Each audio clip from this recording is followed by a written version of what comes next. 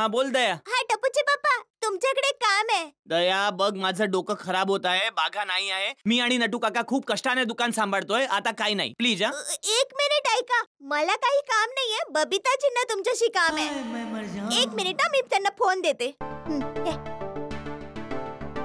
हाय जेठाजी. बोला बोला बबिताजी. जेठाजी मला तुमच्याकडे खूप महत्वाचं काम आहे. हा हा बोला. ते काय आहे ना, माझ्या एका जवळच्या मैत्रिणीचं वॉशिंग मशीन खराब झालंय, तर तुम्ही आज बागा भाऊंना पाठवून जरा रिपेअर करू शकता? अरे देवा, आता हे बबिताजी राहिल्या होत्या का? आता काय करू? बबिताजी रिपेअर तर नक्की होणार, पण आज नाही होणार. उद्या मी नक्की करतो.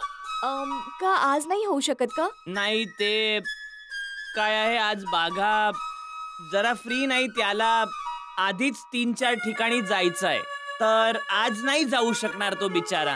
ओके, तर उद्या नक्की करून देतो मी. ओके ओके ओके, काही हरकत नाही. बाय. थँक्यू. सॉरी बबिताजी, सॉरी. आता हा बाघा अति करतोय, त्याच्यामुळे बबिताजींचा माझ्यावरचा विश्वास तुटून गेला. काय झालं? सांगत होते की आज बागाभाऊ बिझी आहेत म्हणून आज नाही येऊ शकणार. शेठजी, बागा उद्या पण नाही आला तर? येणार बाघा, उद्या नक्की येणार. शुभ शुभ बोला नटू काका. तुम्ही आणि बाघा काही घरून नक्की करून आले होते की शेठजीला त्रास देणार? अहो मी तुम्हाला कुठे त्रास दिला? ठीक आहे बाबा, नाही दिला त्रास. शांतता ठेवा आता जरा. डोकं दुखायला लागलंय. मी थोड्या वेळ गोडाऊन मध्ये जाऊन बसतो. हा हो.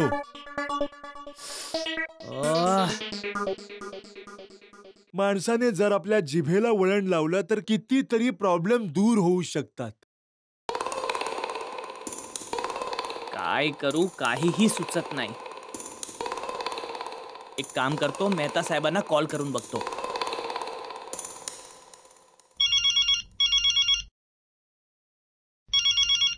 हा बोल जेठालाल. मेहता साहेब, एक जरा प्रॉब्लेम झाला आहे. अरे हे योग्य आहे का जेठालाल? तुला जेव्हा प्रॉब्लेम असतो तेव्हाच तू मला कॉल करतो.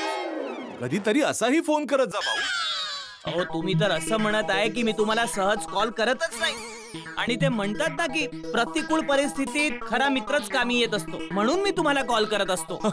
नाही, तुम्हाला काही प्रॉब्लेम असेल तर ठीक आहे, यापुढे मी तुम्हाला कॉल नाही करणार. हा, हे बरं होईल. काय बरं होईल?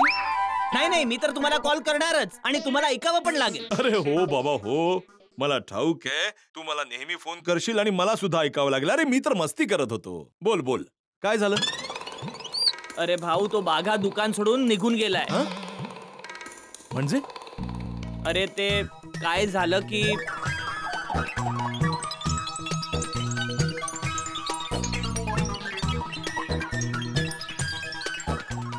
हो जेठालाल, याचा अर्थ असा की हा मोठा प्रॉब्लेम झालाय. तेच तर, कोणाचं एसी रिपेअर करायचंय, कोणाचं टीव्ही रिपेअर करायचंय. बबिताजींचा कॉल होता, त्यांच्या कुठल्या तरी फ्रेंडचं वॉशिंग मशीन खराब झालंय, ते रिपेअर करायचंय. एवढं सारं काम आहे आणि करणार आहे एकच बाघा, आणि तो सुद्धा जागेवर नाही. मला तर सुचत नाही मी काय करू.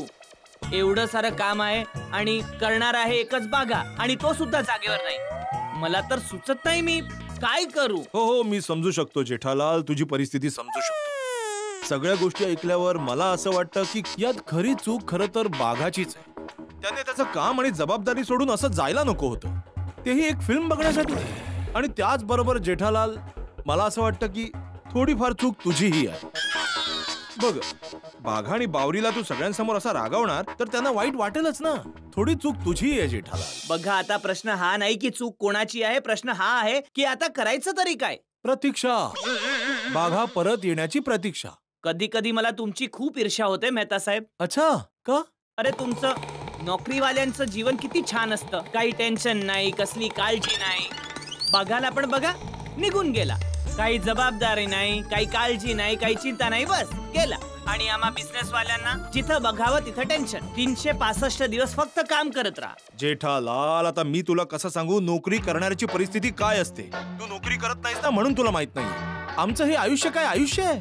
अरे बॉसच्या मूड प्रमाणे आमचं आयुष्य चालतं. बॉसचा मूड खराब असेल तर कारण नसताना ओरडा ऐकावा लागतो. मूड चांगला असेल तर एक्स्ट्रा काम मिळून जातं. सुट्टी मागितली तर सुट्टी मिळत नाही. हे काय जगणं आहे आमचं? अरे फुटबॉल आहोत आम्ही. बॉस जसं म्हणेल तसं करावं लागतं आम्हाला. तू तर देवाचे उपकार मान की तुला आयुष्यात नोकरी करावी लागत नाहीये. तू स्वतःचा व्यवसाय करतोयस ना, म्हणून तुझा मालक तूच आहेस. नोकरी करावी लागली असती ना तर समजलं असतं. देवाचा आभार मान की तू जिथे आहेस तिथेच चांगला आहेस. सध्या तरी मी कोणाचाही आभार मानायच्या परिस्थितीत नाही मेहता साहेब, पण इतकं सांगतो की तुमच्या सोबत बोलून थोडं बरं वाटतं. परिस्थिती किती वाईट असेल पण तुमच्या सोबत बोलून एक हिम्मत मिळते की सगळं काही ठीक होईल. अरे अरे चल, थँक्यू. आणि निश्चिंत राहा, सगळं सुरळीत होईल. ओके, थँक्यू मेहता साहेब. चल चल, फोन ठेवतो. Okay okay okay.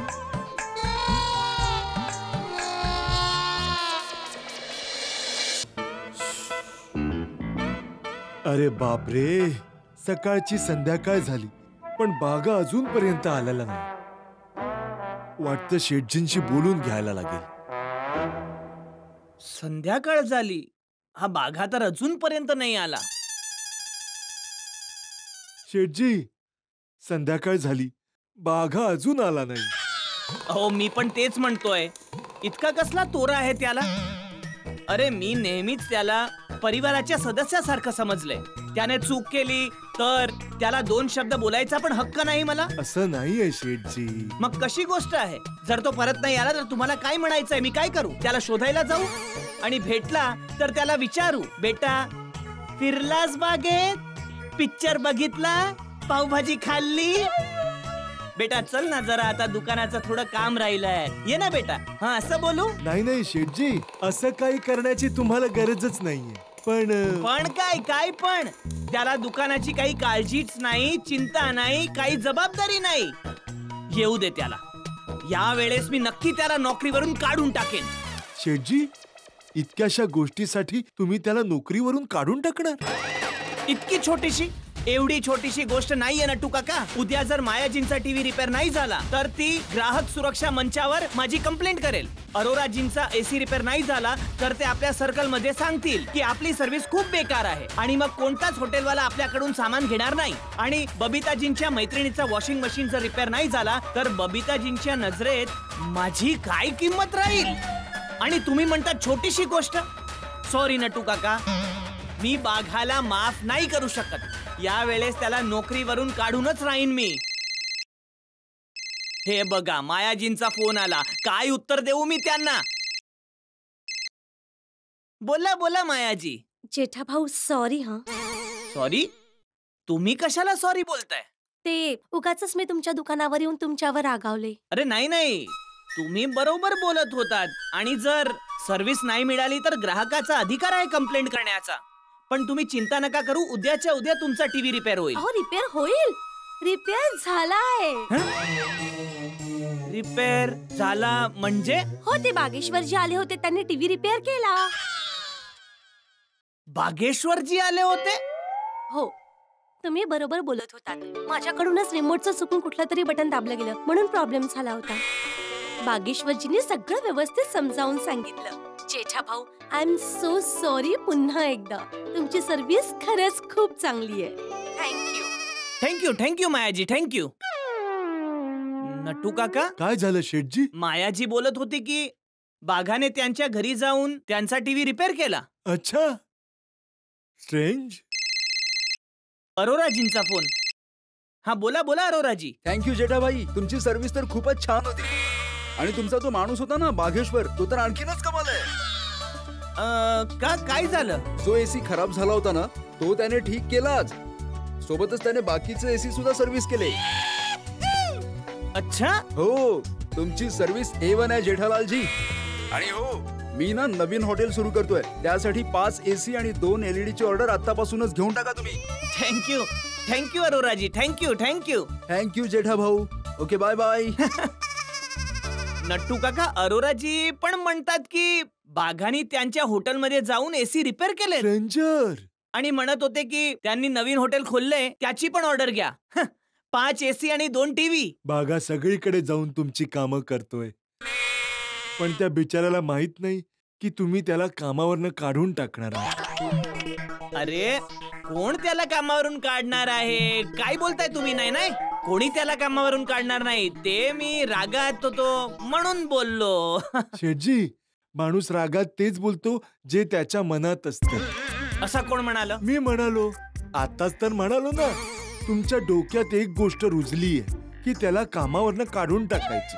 आज नाही तर उद्या तुम्ही त्याला कामावरनं काढणारच.